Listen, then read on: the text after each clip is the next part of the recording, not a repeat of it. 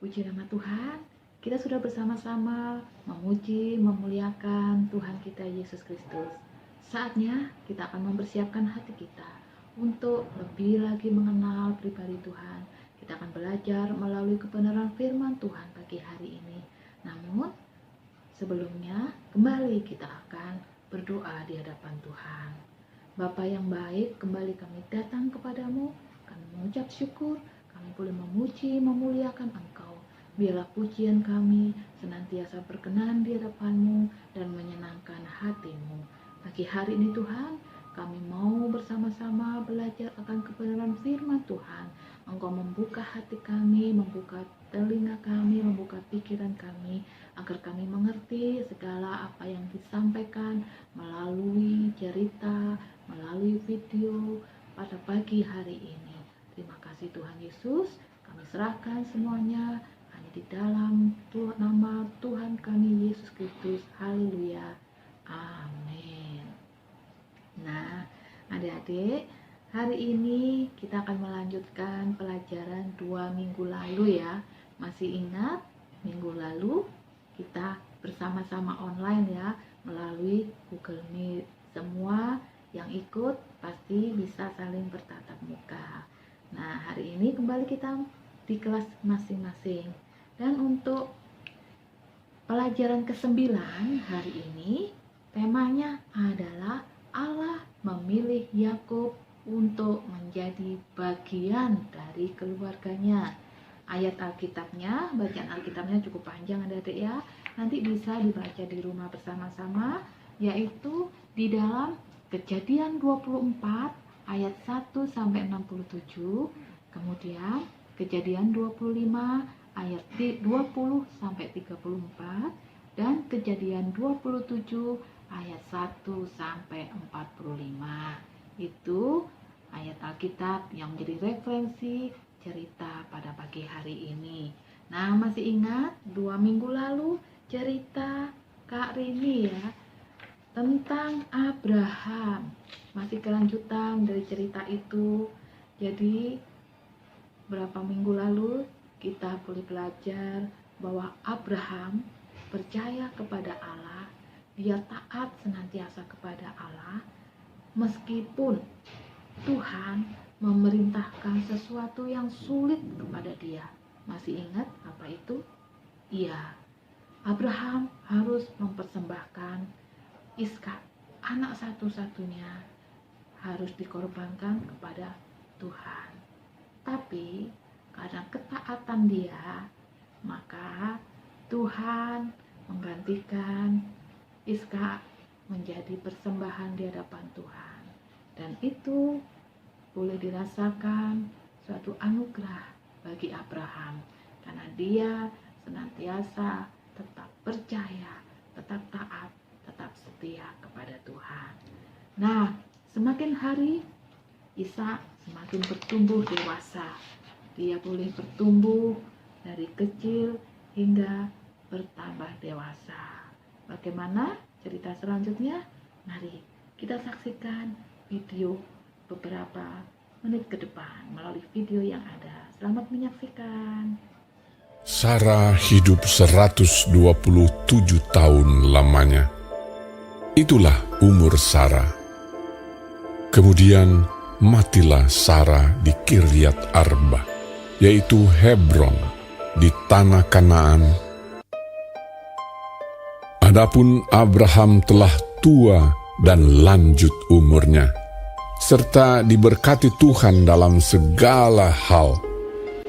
Berkatalah Abraham kepada hambanya yang paling tua dalam rumahnya, "Aku mengambil sumpahmu demi Tuhan untuk mengambil seorang istri bagi Ishak anakku. Harus pergi ke negeriku dan kepada sanak saudaraku, bahwa engkau tidak akan mengambil perempuan Kanaan." Kemudian hamba itu mengambil 10 ekor dari unta tuannya dan pergi dengan membawa berbagai-bagai barang berharga kepunyaan tuannya, Demikianlah ia berangkat menuju Aram Mesopotamia ke kota Nahor. Di sana disuruhnyalah unta itu berhenti di luar kota dekat suatu sumur, lalu berkatalah ia, Tuhan, buatlah kiranya tercapai tujuanku pada hari ini. Tunjukkanlah kasih setiamu kepada tuanku Abraham. Maka datanglah Ribka. Anak gadis itu sangat cantik parasnya. Ia turun ke mata air itu dan mengisi buyungnya. Kemudian berlarilah hamba itu mendapatkannya serta berkata, Tolong beri aku minum air sedikit dari buyungmu itu. Maka segeralah diturunkannya buyungnya itu ke tangannya, serta diberinya dia minum. Minumlah, Tuan. Kemudian segeralah dituangnya air yang di buyungnya itu ke dalam palungan. Untuk unta-untamu juga kutimba air. Anak siapakah engkau? Ayahku Betuel, anak Milka, yang melahirkannya bagi Nahor. Baiklah, katakan kepadaku, adakah di rumah ayahmu tempat bermalam bagi kami? Ribka mempunyai saudara laki-laki, namanya Laban. Laban berlari keluar mendapatkan orang itu. Marilah engkau yang diberkati Tuhan, mengapa engkau berdiri di luar? Padahal telah kusediakan rumah bagimu dan juga tempat untuk unta-untamu. Masuklah orang itu ke dalam rumah, lalu berkatalah ia, Aku ini hamba Abraham. Tuhan sangat memberkati tuanku itu, sehingga ia telah menjadi kaya. Tuanku itu telah mengambil sumpahku. Engkau tidak akan mengambil untuk anakku seorang istri dari antara perempuan Kanaan. Tetapi engkau harus pergi ke rumah ayahku dan kepada kaumku untuk mengambil seorang istri bagi anakku. Lalu Laban dan Betuel menjawab, Semuanya ini datangnya dari Tuhan. Lihat, Ribka ada di depanmu. Bawalah dia, supaya ia menjadi istri anak Tuhanmu, seperti yang difirmankan Tuhan. Sujudlah ia sampai ke tanah menyembah Tuhan. Maka Ribka, saudara mereka itu, dan inang pengasuhnya beserta hamba Abraham dan orang-orangnya dibiarkan mereka pergi. Dan mereka naik unta mengikuti orang itu. Demikianlah hamba itu membawa Ribka lalu berjalan pulang. Menjelang senja, Ishak sedang keluar untuk berjalan-jalan di padang. Ia melayangkan pandangnya, maka dilihatnyalah ada unta-unta datang.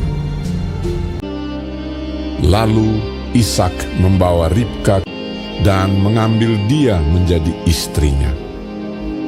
Ishak mencintainya dan demikian ia dihiburkan setelah ibunya meninggal.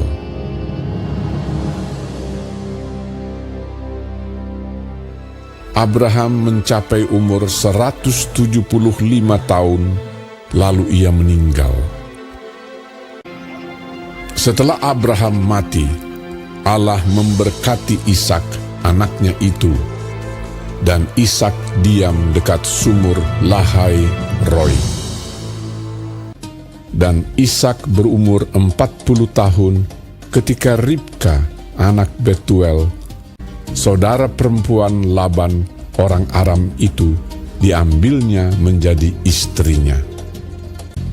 Berdoalah Ishak kepada Tuhan untuk istrinya, sebab istrinya itu mandul. Tuhan mengabulkan doanya, sehingga Ribka istrinya itu mengandung. Tetapi anak-anaknya bertolak-tolakan di dalam rahimnya, dan ia pergi meminta petunjuk kepada Tuhan. Firman Tuhan kepadanya, Dua bangsa ada dalam kandunganmu, dan dua suku bangsa akan berpencar dari dalam rahimmu. Suku bangsa yang satu akan lebih kuat dari yang lain, dan anak yang tua akan menjadi hamba kepada anak yang muda. Ishak berumur 60 tahun pada waktu mereka lahir. Memang anak kembar yang di dalam kandungannya. Keluarlah yang pertama, warnanya merah. Seluruh tubuhnya seperti jubah berbulu. Ia dinamai Esau. Keluarlah adiknya. Tangannya memegang tumit Esau. Ia dinamai Yakub. Lalu bertambah besarlah kedua anak itu. Esau menjadi seorang yang pandai berburu, seorang yang suka tinggal di padang. Ishak sayang kepada Esau, sebab ia suka makan daging buruan. Tetapi Yakub adalah seorang yang tenang, yang suka tinggal di kemah. Tetapi Ribka kasih kepada Yakub. Pada suatu kali, datanglah Esau dengan lelah dari padang. Yakub sedang memasak sesuatu. Kata Esau kepada Yakub, "Berikanlah kiranya aku menghirup sedikit dari yang merah-merah itu, karena aku lelah." Tetapi kata Yakub, "Jualah dahulu kepadaku hak kesulunganmu.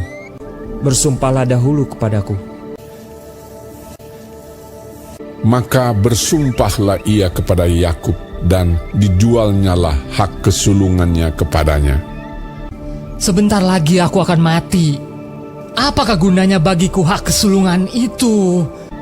Lalu Yakub memberikan roti dan masakan kacang merah itu kepada Esau. Ia makan dan minum, lalu berdiri dan pergi. Demikianlah Esau memandang ringan hak kesulungan itu. Ketika Ishak sudah tua dan matanya telah kabur, sehingga ia tidak dapat melihat lagi, dipanggilnyalah Esau, anak sulungnya, berkatalah Ishak, "Anakku, lihat, aku sudah tua. Maka sekarang, ambillah senjatamu, tabung panah dan busurmu. Pergilah ke padang dan burulah bagiku seekor binatang. Olahlah bagiku makanan yang enak, supaya aku makan, agar aku memberkati engkau." Tetapi Ribka mendengarkannya. Setelah Esau pergi ke padang memburu seekor binatang untuk dibawanya kepada ayahnya, berkatalah Ribka kepada Yakub anaknya, Telah kudengar ayahmu berkata kepada Esau kakakmu, maka sekarang anakku, dengarkanlah perkataanku seperti yang kuperintahkan kepadamu. Pergilah ke tempat kambing domba kita, maka aku akan mengolahnya menjadi makanan yang enak bagi ayahmu, agar dia memberkati engkau. Tetapi Esau kakakku adalah seorang yang berbulu badannya, sedang aku ini kulit-kulicin. Mungkin ayahku akan meraba aku, maka nanti ia akan menyangka bahwa aku mau memperolok-olokkan dia. Dengarkan saja perkataanku. Pergilah. Sesudah itu ibunya mengolah makanan yang enak seperti yang digemari ayahnya. Kemudian Ribka mengambil pakaian yang indah kepunyaan Esau, lalu disuruhnyalah dikenakan oleh Yakub. Dan kulit anak kambing itu dipalutkannya kepada kedua tangan Yakub dan pada lehernya yang licin itu. Demikianlah Yakub masuk ke tempat ayahnya serta berkata, "Bapa, akulah Esau anak sulungmu." Maka Yakub mendekati Ishak, ayahnya, dan ayahnya itu merabanya serta berkata, "Kalau suara Yakub, kalau tangan Esau, dekatkanlah makanan itu kepadaku, supaya ku makan daging buruan masakan anakku. Lalu datanglah Yakub dekat-dekat dan diciumnyalah ayahnya. Diberkatinyalah dia, katanya, Sesungguhnya bau anakku adalah sebagai bau padang yang diberkati Tuhan. Allah akan memberikan kepadamu embun yang dari langit, dan tanah-tanah gemuk di bumi, dan gandum serta anggur berlimpah-limpah. Bangsa-bangsa akan takluk kepadamu, dan suku-suku bangsa akan sujud kepadamu. Jadilah tuan atas saudara-saudaramu, dan anak-anak ibumu akan sujud kepadamu.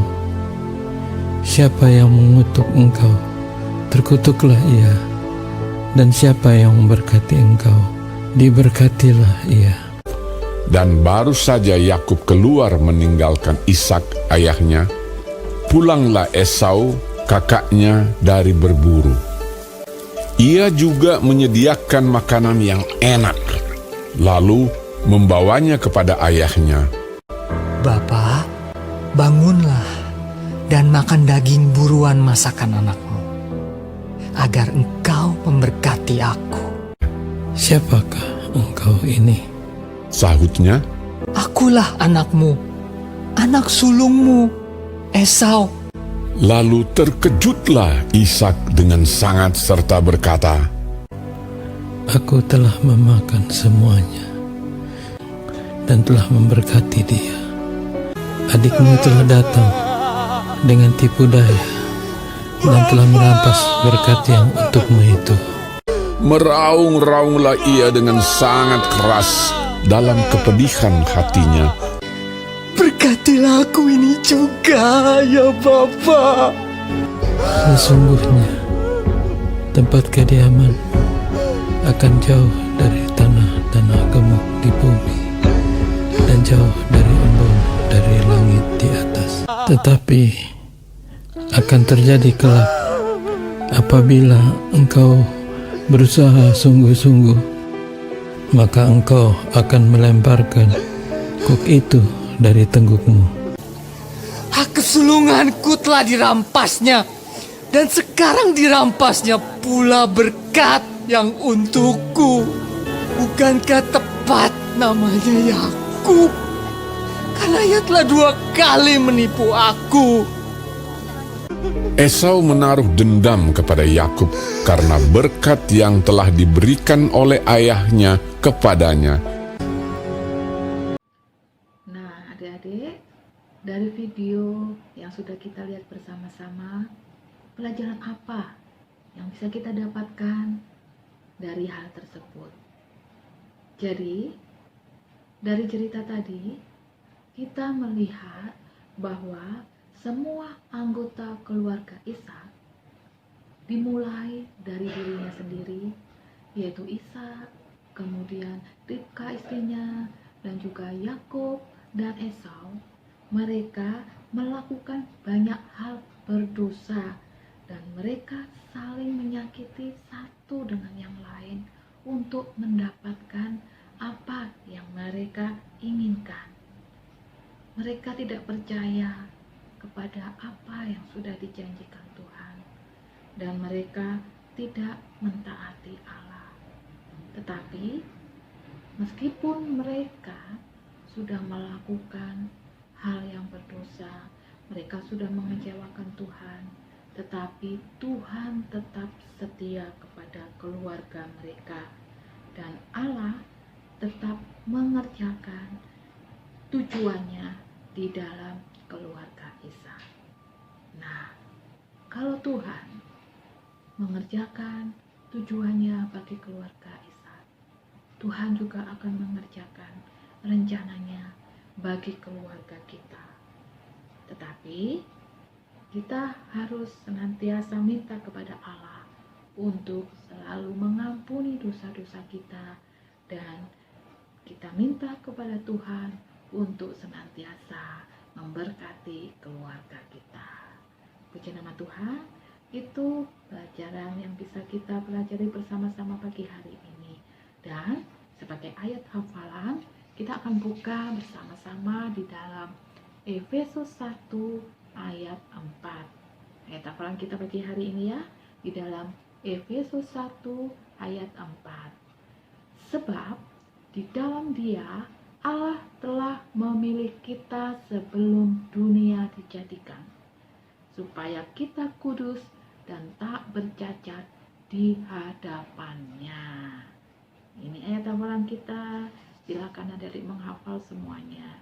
Sekarang kita akan tutup dulu di dalam doa. Kami bersyukur Tuhan, pagi hari ini kami boleh belajar bersama-sama akan kebenaran firman Tuhan. Kami tahu rancangan-Mu indah bagi kami, bagi keluarga kami Tuhan. Bahkan sebelum dunia dijadikan, Engkau memiliki rencana yang indah bagi kami semua. Karena itu, ajar kami untuk terus mempercayai setiap janji yang Tuhan sudah berikan. Mampukan kami untuk terus setia, untuk terus taat hanya kepadamu. Terima kasih Tuhan, ampuni selalu segala dosa dan salah kami. Dan kiranya Tuhan senantiasa memberkati kehidupan kami, memberkati keluarga kami semua. Terima kasih Bapa, kami bersyukur buat pagi hari ini. Kami serahkan semuanya hanya di dalam nama Tuhan Yesus Kristus.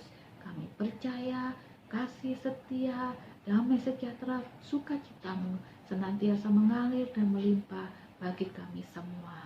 Di dalam nama Tuhan Yesus, haleluya, amin. Puji nama Tuhan adik-adik, cerita kita sampai di sini. Untuk tugas-tugas dan ayat hafalan, silahkan dikerjakan dan langsung di-share di grup. Puji nama Tuhan, sampai jumpa lagi. Tuhan Yesus memberkati. Shalom.